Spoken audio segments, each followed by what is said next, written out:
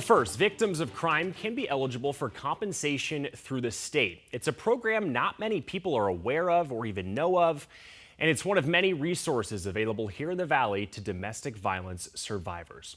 Thanks so much for joining us for 12 News at 10. I'm Sean Rice. 12 News journalist Gabriela Becerra is in downtown Phoenix this evening with how the community is coming together to support those survivors. Crime Survivors for Safety and Justice is shining a light on all of the different resources available to those who are domestic violence victims. But they say the best resource is often each other.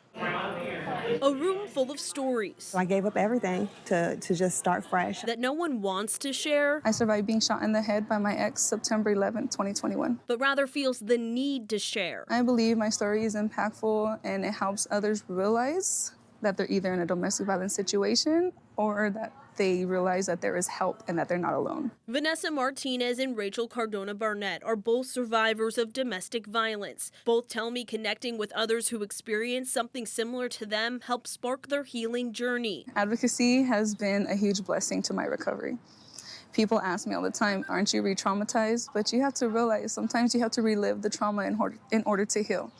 And that's what I do every day. They both found comfort with Crime Survivors for Safety and Justice, a survivor-led organization that honors loved ones lost to violence and calls on policymakers to implement better public safety solutions. This organization empowered me to be able to feel that I can make the change that I wish someone had made before me so that I wouldn't be going through what I'm going through. Their goal is to make survivors aware of all the resources available to them, including the Victim Compensation Program that may provide financial assistance to people who experience loss due to a crime. Unfortunately, the recovery after a crime, it's just so many different things that you have to learn to rebuild in a way that it becomes daily maintenance and it becomes a lifestyle. 1 in 3 women and 1 in 7 men have been a victim of severe violence by an intimate partner in their life, according to the National Domestic Violence Hotline. It could happen to anyone. So these survivors will continue to share their stories. There is hope. You are not alone. In hopes they can help even one person. I will live with this for the rest of my life. And to be honest, I'm proud to be who I am and I'm proud to be a survivor. If you or someone you know is a victim of domestic violence, you can contact the national hotline at 1-800-799-7233. In Phoenix, Gabriela Becerra, 12 News. Important resources there, Gabby. Thank you. One person is dead after they were hit by a car. Tempe police tell us this happened last night at around 11 p.m. Officers responded to a hit-and-run call near Scottsdale Road and McKellips. Scottsdale PD were there helping Tempe police officers, and they located a suspect who fled on foot. Police say they detained other passengers traveling in that suspect vehicle. Tonight, we are staying in contact with Tempe police to learn the name of the victim and the driver. Tonight, Goodyear police have released an image of a kidnapping suspect created by artificial intelligence. Take a look at this image here on your screen. It's very realistic. The man is described as between 50 to 60 years old with blue eyes and brown hair. Police tell us he weighs around 200 pounds and is about 6 feet tall. Police say the suspect tried to kidnap a young girl earlier this month near Village Boulevard and Watkins Street.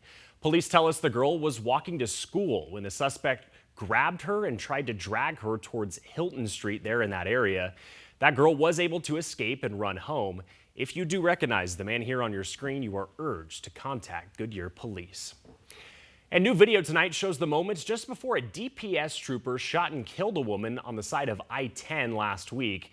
41-year-old Robin Ray Budelli can be seen reaching into a bag and grabbing a knife before charging that state trooper, who then pulls out his gun and shoots her several times. Budelli was taken to the hospital where she later died. Thankfully, that trooper was not hurt in this scary incident. DPS says Budelli was seen walking on the side of the highway before that shooting. DPS tells us this incident remains under investigation. New tonight at 10 o'clock, video is now circulating on social media showing 2 paratroopers suffering hard landings at a University of Arizona baseball pregame ceremony. In this video, it shows several paratroopers with flags attached to them parachuting into the stadium for the U of A baseball game tonight. But 2 appeared to have their legs buckle beneath them as they hit the ground. The Tucson Fire Department took them quickly to a nearby hospital. The baseball team posted on their X, formerly known as Twitter, that their thoughts and prayers are with those injured. And today was the 21st annual Pats Run event. The race honors former Sun Devil and Cardinal Pat Tillman, who gave up his NFL career to join the Army after the September 11th attacks. Tillman was killed by friendly fire in Afghanistan. He was just 27 years old. It's really important for there to be a spotlight on what's happening and support the veterans and bring awareness to what needs to be done for our veterans. And what started out as a small gathering to remember Pat has now turned into one of the largest gatherings in our state. One of my favorites. Well, it was a beautiful day, but it's definitely getting toasty. We saw some 100-degree temperatures Thursday and Friday. Did we reach it today? 12 News forecaster Trisha Hendricks is in tonight with a quick look at your forecast. How about those triple digits over the past couple days?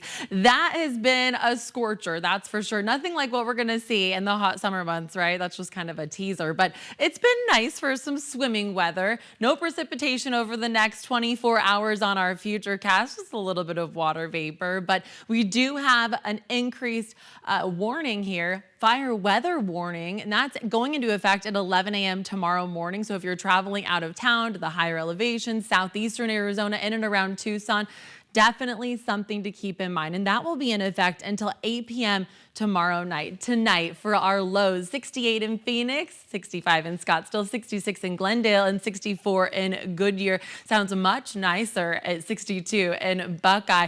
Dinner on the patio, right? 93 in Phoenix for our highs tomorrow, 90 in Scottsdale. Look into the East Valley, 91 in Mesa, 92 in Chandler. Our overnight lows across the state, that 25 to 30 degree difference is in full effect between Phoenix and Flag. Coming up, I'll have your 7-day forecast and your weather impact forecast. Trisha, thank you. Today, the Hope Animal Assisted Crisis Response Team and the Phoenix Fire Department got together to help the dog team get acclimated to a working house fire. The dog team was exposed to fire-related environments, including the sounds, sights, and smells of a fire setting along with a fire trucks and a fire station. And they're hearing all different kinds of noises, they're smelling all different kinds of smells. The firefighters sometimes stay in these fire camps for months. They haven't seen their family, and they always say to us, you know, we miss our family, we miss our kids, but we really, really miss our dogs. So this is a little respite for them, a little quiet time. It seems to decompress them somewhat.